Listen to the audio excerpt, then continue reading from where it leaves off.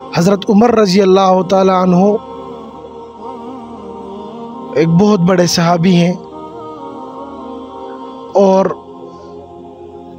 اسلام میں دوسرے نمبر پر خلیفہ بھی ہیں۔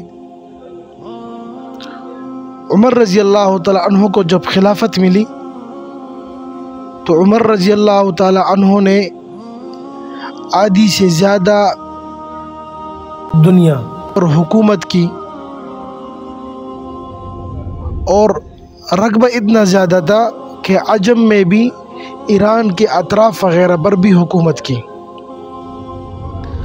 حضرت عمر رضی اللہ تعالیٰ عنہ کے زمانے میں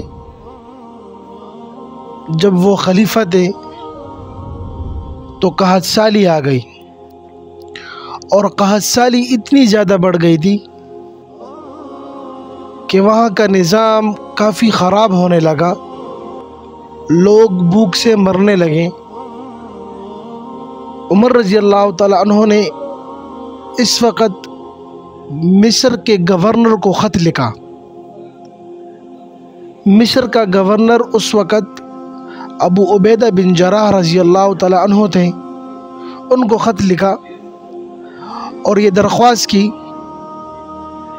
کہ مدینہ میں بہت زیادہ قحط سالی آ چکی ہے، اگر آپ کے پاس غلہ ہو تو آپ غلہ یہاں پر بھیج دیں۔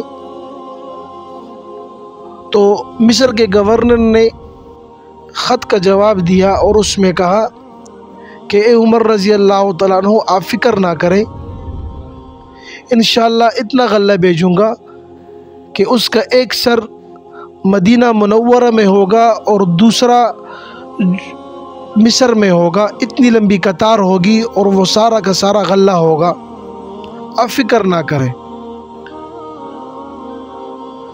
اسی اوقاتوں میں اس وقت مدینہ کے اطراف میں جو دیہات تھا، اس میں ایک دیہاتی تھا جو بہت زیادہ نیک تھا۔ قحط سالی وہاں پر بھی پہنچ چکی تھی۔ اس کے پاس ایک بکری تھی۔ اس نے یہ سوچا کہ دیہات میں میں ہوں، دیہات میں اگر غلہ آئے گا تو کافی ٹائم لگے گا، اس لیے میں ایسا کرتا ہوں کہ میں شہر چلا جاؤں گا، وہاں پر عمر رضی اللہ تعالی عنہ غلہ تقسیم کریں گے تو میرا بھی کچھ نہ کچھ ہو جائے گا۔ اس کے پاس جو بکری تھی، وہ بکری، اس نے کہا کہ میں اس بکری کو ذبح کر لوں گا اور ذبح کرنے کے بعد اس کو کالوں گا اور خود وہاں پر چلا جاؤں گا اور وہاں پر جو ہے اپنا رہن سہن کر لوں گا، غلہ بھی ملے گا۔ اس نے جب بکری کو ذبح کیا تو اس کے تمام رگیں کٹ گئی تھیں، لیکن اندر خون نہیں تھا، کیونکہ جب قحط سالی آتی ہے تو زمین پر بھی آتی ہے، پھل پودے کھیت وغیرہ جتنے بھی ذرات وغیرہ ہے یہ سارے کے سارے خشک ہو جاتے ہیں، پانی نہیں ہوتا، خوراک نہیں ہوتی۔ تو اس بکری نے کچھ کھایا نہیں تھا کچھ دنوں سے، تو اس کے اندر خون نہیں تھا۔ جب اس کو ذبح کیا تمام کی تمام رگیں کٹ گئی تو اندر سے صرف پانی نکل رہا تھا۔ تو آسمان کی طرف سر اٹھایا اور کہا یا اللہ، یہ قحط سالی اتنی بڑھ گئی ہے کہ اب اس جانور میں بھی خون نہیں ہے، اور بہت زیادہ رونے لگا اور روتے روتے اس کی آنکھ لگ گئی۔ اب خواب دیکھتا ہے، خواب میں حضرت محمد صلی اللہ علیہ وآلہ وسلم کو دیکھا۔ نبی علیہ السلام نے اس سے پوچھا کہ اے دیہاتی، تو مدینہ کی طرف جا رہا تھا، عمر رضی اللہ تعالیٰ عنہ سے ملاقات کے لیے جا رہا تھا؟ تو اس دیہاتی نے کہا جی ہاں یا رسول اللہ صلی اللہ علیہ وآلہ وسلم، میں شہر کی طرف جا رہا تھا، مدینہ کی طرف جا رہا تھا۔ تو نبی علیہ السلام نے فرمایا کہ عمر سے کہو کہ تم یہ کیا کر رہے ہو؟ اور उसको ये भी कहना کہ نبی علیہ الصلوۃ والسلام بہت زیادہ ناراض ہیں۔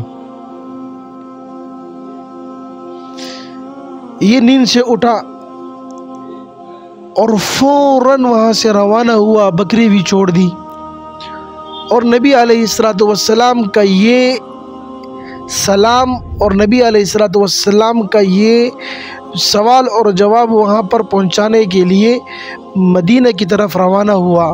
کافی دن اس میں گزر چکے، کبھی پیدل، کبھی کسی کے ساتھ سواری پر، یہاں تک کہ جب وہ مدینہ پہنچا تو مدینہ میں سب سے پہلے حضرت عمر رضی اللہ تعالی عنہ کے گھر گئے، گھر کے دروازے پر دستک دی، اور دستک اتنی تیز، اتنی زور سے کہ عمر رضی اللہ تعالی عنہ نے چپل نہیں پہنے اور بغیر چپل کے وہاں سے اٹھے اور ہیبت سے دروازے کی طرف آنے لگے۔ تو ان کی اہلیہ نے ان سے کہا کہ آپ مہمان کے لیے جا رہے ہو تو کم از کم چپل پہن کر جاؤ، آرام سے جاؤ۔ عمر رضی اللہ تعالیٰ عنہ نے ان سے کہا کہ نہیں، آج مجھے کچھ اور لگ رہا ہے، یہ بات کچھ اور ہے، کیونکہ عمر رضی اللہ تعالیٰ عنہ وہ شخصیت ہے کہ انہوں نے آدھی زمین پر حکومت کی، آدھی دنیا پر حکومت کی۔ اب آدھی دنیا پر حکومت کرنا اور ان کے سامنے ڈٹ کر کھڑا ہونا، اب ایسا شخص ایک دروازے کی دستک پر اتنی ہیبت سے اڑتا ہے تو اس کا مطلب یہ ہے کہ کچھ بات ہے۔ دل نہیں مان رہا تھا، دل میں سکون نہیں تھا، دروازہ کھولا تو اب اس دیہاتی سے نبی علیہ الصلوۃ والسلام کا جو سلام تھا وہ بھول چکا تھا، اور یہ کہا کہ اے عمر، نبی علیہ الصلوۃ والسلام نے آپ کے لیے حکم بھیجا ہے، آپ کے لیے ایک بات جو ہے بھیجی ہے، وہ میری طرف میرے خواب میں آئے تھے اور میں یہ ان کی بات آپ کو پہنچانے کے لیے آیا ہوں۔ وہ بات یہ ہے کہ اے عمر سے بولو کہ عمر، تم نے اپنا کام چھوڑ دیا، یہ کیا کر رہے ہو، اور میں بہت زیادہ ناراض ہوں۔ عمر رضی اللہ تعالیٰ عنہ جب یہ سنا تو کافی زیادہ پریشان ہوئے اور رونے لگے، اور مسجد کی طرف جب گئے تو 2 رکعت نفل پڑھ رہے ہیں، اور وہ 2 رکعت نفل میں انتہائی زیادہ رو رہے ہیں۔ 2 رکعت جب ختم کیے، مسجد سے باہر آئے تو لوگ ہیبت میں آ گئے تھے، کافی لوگ اکٹھے ہوئے۔ عمر رضی اللہ تعالیٰ عنہ نے ہاتھ اٹھائے اور آسمان کی طرف دیکھا کہ اللہ، میں نے آپ سے نہیں مانگا، میں بھول چکا تھا کہ مانگنا اللہ سے ہے، حالات جیسے بھی ہو اللہ سے مانگنے ہیں، تو یا اللہ میں آپ سے مانگتا ہوں، یا اللہ ہماری یہ تکلیف، یا اللہ ہم سے یہ دور فرما دے، کاسالی کو ختم کر دے۔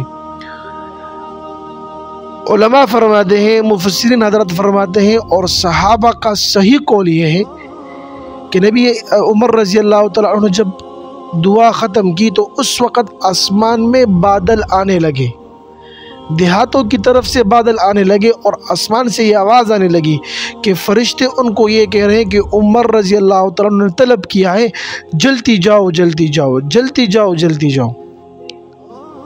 اور بارش ہوئی، بارش کے بعد جو ہے وہاں کے کھیت ہریالی ہوئی، وہاں کے پودے جو ہے اگ آئے، وہاں پر جو غنم تھا وہ زیادہ مقدار میں ہونے لگا۔ میرے بھائیو دوستو، واقعہ بیان کرنے کا مقصد یہ ہے کہ آج ہم نے غیر اللہ سے مانگنا شروع کر دیا، آج ہم نے اللہ سے مانگنا چھوڑ دیا، ہم اللہ کے سامنے نہیں مانگتے، ہم اللہ سے نہیں مانگتے، ہم رو رو کر کسی اور سے مانگتے ہیں، کسی اور کے در پر جاتے ہیں۔ فرماتے ہیں کہ جوتے کا تسمہ ٹوٹ جائے وہ بھی اللہ سے مانگنا چاہیے۔ میرے بھائیو دوستو، ہر وقت اللہ کے ساتھ اللہ سے مانگنا چاہیے۔ اگر ہم اللہ سے نہیں مانگیں گے تو پھر حالات آئیں گے ہم پر، طرح طرح کے حالات آئیں گے، بیماری آئیں گی، پریشانی آئیں گی، مصیبتیں آئیں گی، لڑائی جھگڑے ہوں گے، کیونکہ ہم نے اپنا مانگنا کسی اور سے کر دیا، ہم نے اللہ سے مانگنا چھوڑ دیا، حالانکہ اللہ اس پر خوش ہوتے ہیں۔ تو میرے بھائیو دوستو، واقعہ بیان کرنے کا مقصد یہ تھا کہ ہماری عبادت خاص اللہ کی رضا کے لیے ہو، ہماری عبادت اللہ کے لیے ہو۔ اللہ جل شانہ اس واقعے پر عمل کرنے کی توفیق نصیب فرمائے۔ وآخر دعوانا الحمدللہ رب العالمین۔